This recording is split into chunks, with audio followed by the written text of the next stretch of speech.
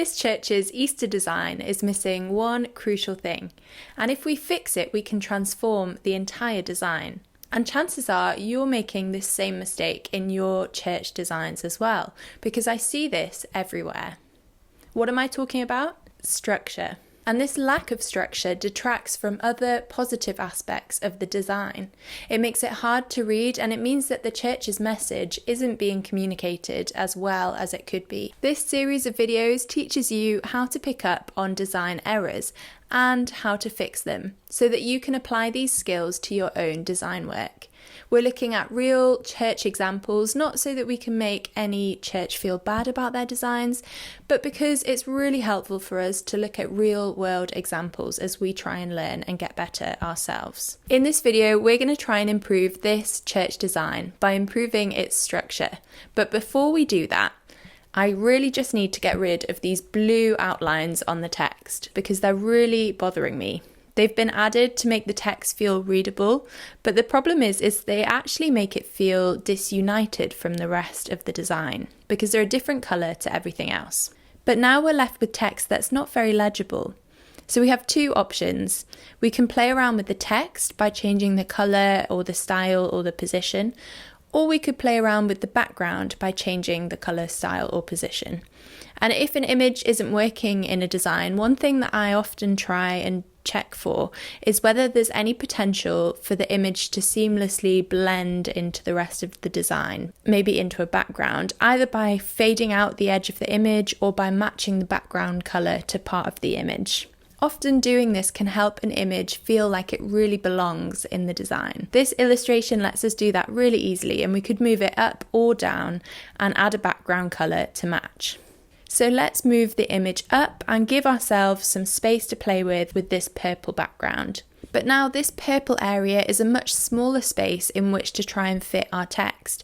And if we just reduce the text size to fit the space, some of the text isn't going to be legible. So we're going to have to play around with the placement of the text so that we can make this small text bigger.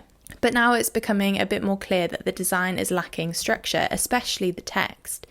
Everything is roughly centre aligned, which can work in some designs, but it tends to be something people do when they're not sure how else to balance a design.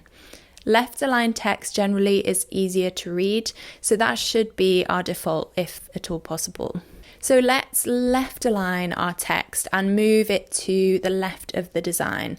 And so all of our text is now neatly in line. So we've got this really strong line down the left-hand side, which helps it feel structured, like the text is really anchored in place. And we're fortunate here that the background image has a focal point to the right of the design, and that also helps balance the visual weight of the text. So the text is towards the left and the image is towards the right. And it makes the overall composition feel really steady and structured. But now this text that's at the top isn't very legible, and using all white text throughout the design just feels a little bit flat here. So we'll adjust the colours a little bit and add a white box behind the time to make it a little bit more legible. We can make sure that this all aligns with the top of the cross in the illustration to add even more balance. And the final thing that I'm going to do to help further tie together the illustration and the purple space at the bottom of the page is to add a textured light flare. This brings some of that orange colour that's in the top of the illustration down into the space where the text is, and it helps draw even more attention to the title of the event. This is still essentially the same design. The font is the same, the illustration is the same, the colours are the same, but by making a few simple changes to the structure of the design, we've made it overall a more balanced and appealing composition. A well-structured design doesn't just look nice, it functions better. It helps you share your message with clarity and intention. But what do you think? Have I made this design better? Would you have done anything differently? I'd really love to hear, so let me know down in the comments. And if you found this helpful, I have a whole playlist of videos of improving church designs. I think this is one of the best ways to help you grow as a designer. So if you're interested, you might like to watch this video next. But thank you so much for watching, and I'll see you in the next video.